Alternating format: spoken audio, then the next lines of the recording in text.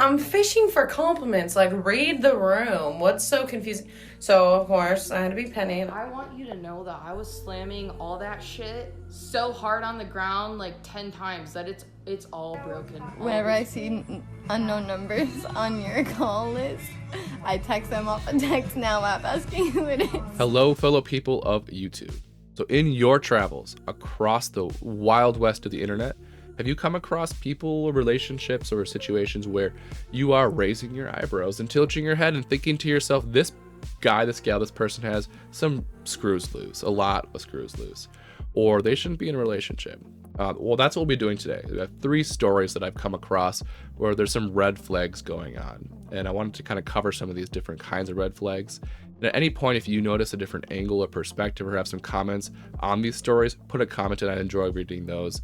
And I'm Dr. Jake. I have a PhD in social work. My area of expertise is domestic violence and abuse, parenting, relationship dynamics.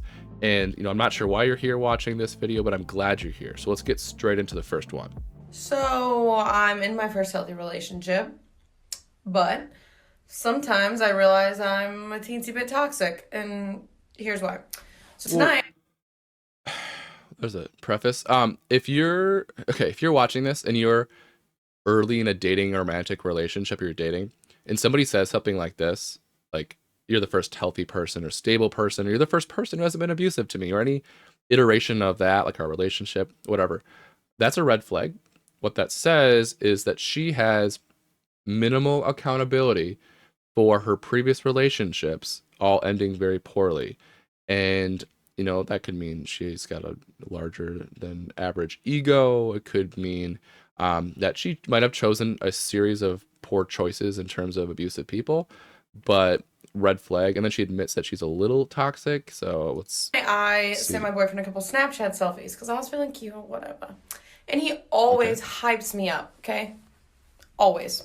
So I was looking for a little ego boost before I went to the gym. Okay, I'll admit it. And he responded with a half-faced Snapchat, and I was like, no, we'll try again. So I sent him another one, and then he responded with like, I have a work call soon, and then I'll call you right after, babe. And I was like, boundaries. You said a boundary with you. Ain't nobody asked you to call me. I'm fishing for compliments. Like, read the room. What's so confusing? So, of course, I had to be Penny, and I was like, well, thanks for the compliment, haha. And then he was like, oh, you're so sexy, baby. And I was like, the moment has passed. Okay. That's enough of that. So what's going on here? In relationships, you have person A, you have person B, and then you have, the relationship itself, like the dynamic, the chemistry, however.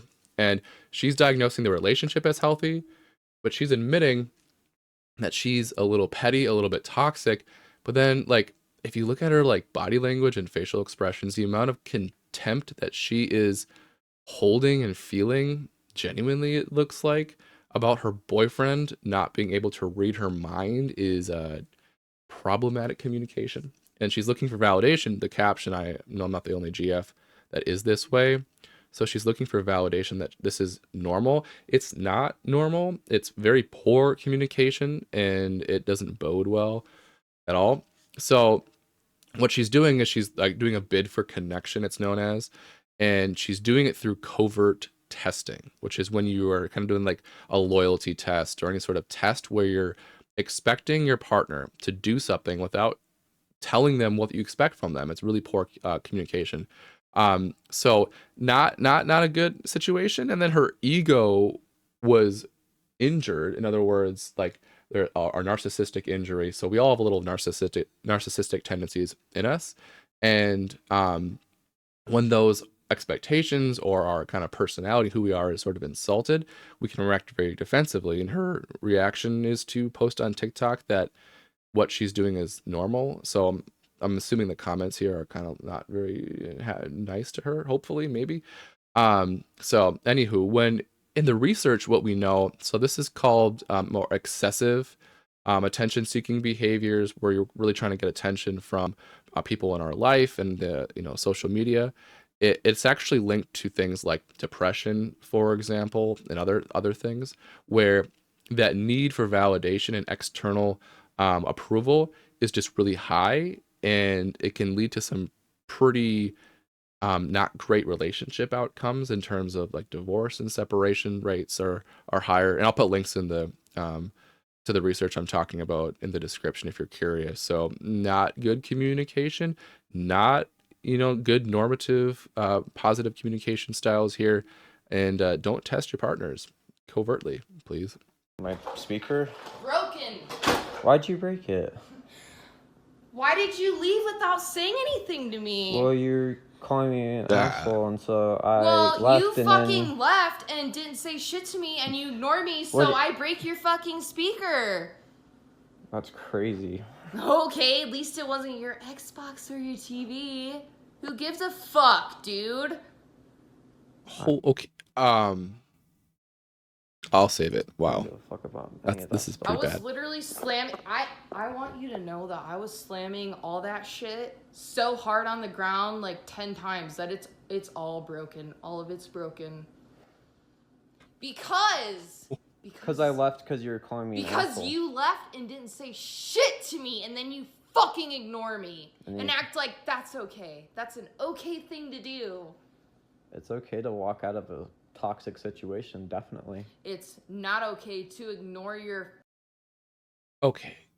We don't have the full story here, but irregardless, this is bad. So she needs to run for the hills. She is not in a point in her life where she should be in a relationship. Her conflict management skills are to smash her, I'm assuming, romantic partner's property when she feels ignored or abandoned. So what may be going on here is she has some abandonment issues from her childhood. You know, a parent might have, you know, left the situation, who knows?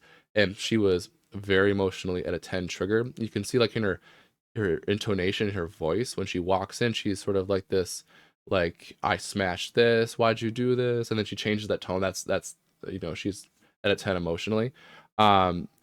He needs to walk away, and he did walk away, but then she followed him home, I'm assuming, and then smashed his belongings.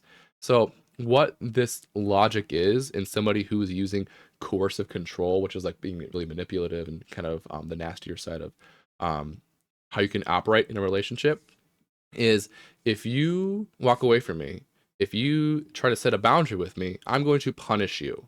And the punishment in this case is smashing objects. And it's really unfortunate because she probably learned this behavior from her parents, from her folks. And it may have worked to whatever degree you wanted to find work as in her childhood, which is really unfortunate. And then she mentioned the Xbox and TV as like the primary target. And when people do these sort of coercive control, damaging property, they'll target things that have sort of a symbolic meaning more than like necessarily the price tag. So I did a video on this, I think, a while ago, but essentially the Xbox is probably taking her time with him away. So in other words, he's playing the Xbox and she's viewing that, I'm speculating here, as something that he's choosing over her. So she targets that when she felt abandoned by him from, I'm assuming they were at a party and he wasn't talking to her. So that's just like, yeah. So she needs to run for the hills, and she needs to do some work on herself, how to navigate conflict, because it's a skill, it's a muscle that you can build and you can lose. So she needs to do a little, I think, introspection, and he needs to, sounds like he already has some good idea of boundaries and conflict management, walking away. He needs to perhaps, you know, look another direction.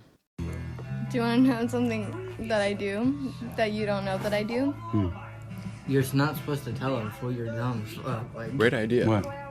Whenever I see unknown numbers on your call list, I text them off a text now app asking who it is. Really? Wow. Is that actually for real? Yes. I did it last night, want to see? Alright, yeah. You don't care? Not really. It's kind of funny. Okay. Yeah, this is bad. So this is common. 75% of younger adult, young people, Gen Z, have reported, 3/4 have reported using digital abuse or it being present in one of their relationships, meaning people are using people's profiles, apps, social media, whatever, to control somebody else or to manipulate them into doing or not doing something. So she admitted she's seeing unknown numbers on his phone using like an anonymous texting app thing to contact them because they're texting him. So she's using surveillance. So she is surveilling his digital footprint, his behavior, and attempting to kind of keep tabs on him to either catch him or use that information for some purposes to manipulate him. It's not a good reason, probably.